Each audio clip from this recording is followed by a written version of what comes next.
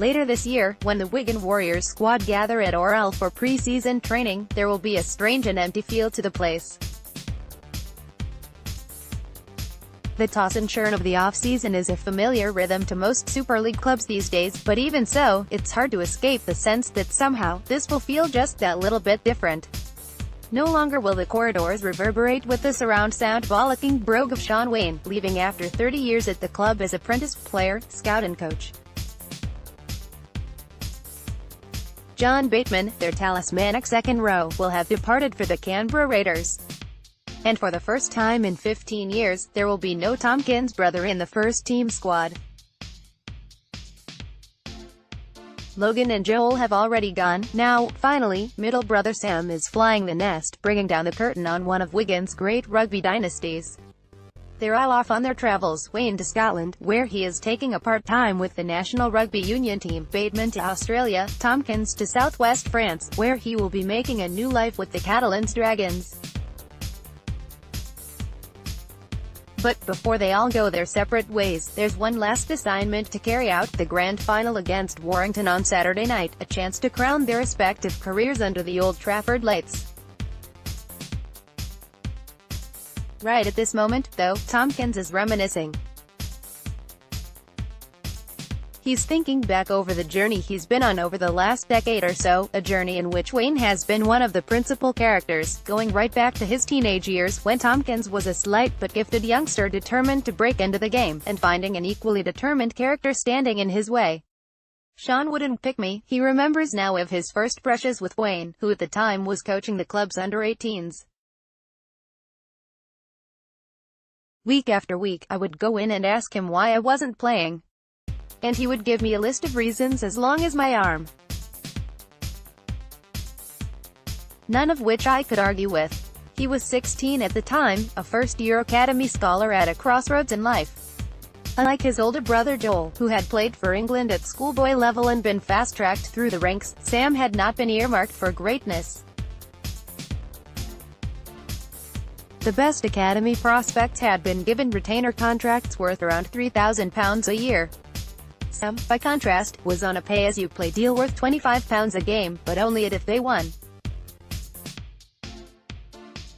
Sam Tomkins: I thought I'd finish my career at Wigan. Reuters: brilliant, when your car insurance is £3,000 a year, he smiles.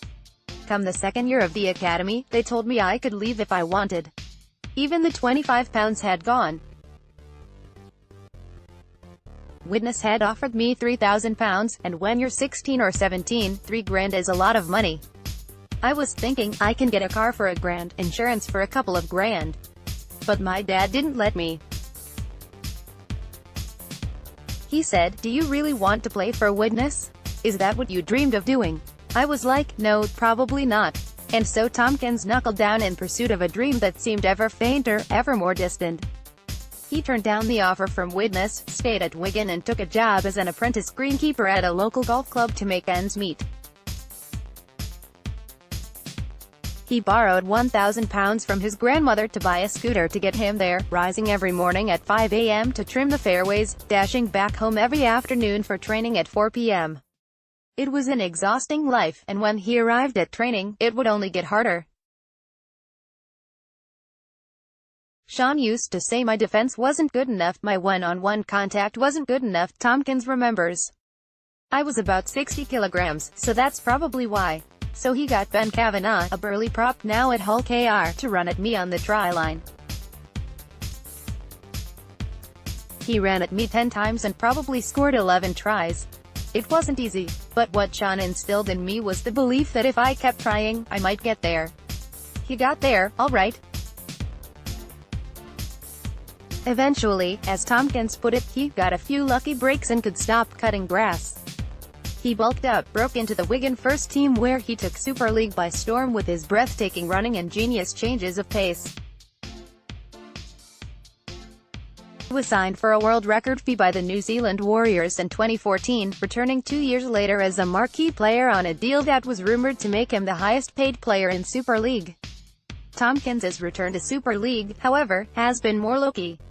He struggled with injuries for 2 years, playing less than half of Wigan's games in that time. So when it came to taking up the option on Tomkins's contract earlier this year, Wigan felt there were better uses for the money than on a 29-year-old with a history of knee problems. They offered him a generously renegotiated 4-year deal. Tomkins, sensing a shift in the weather, decided to up sticks, selecting Catalans as much for reasons of lifestyle as for reasons of finance. How's his French? Shite, he replies. I thought I'd finish my career at Wigan. Wigan is a family I've part of for a very long time. Next year will be the first without a Tomkins in the squad since 2004. I don't think it'll sink in until I've got a Catalans jersey on. When I'm in the south of France with, hopefully, a lot of fond memories. His 4-year contract in France takes him well into his 30s. Who knows whether he will ever return? But then, rugby league is one of those sports that is instinctively suspicious of sentimentality, and even as Tomkins comes to the end of his time as a Warrior, there's no room for mawkishness. The emotional stuff isn't a huge motivator, he says. We've had 40 players this year.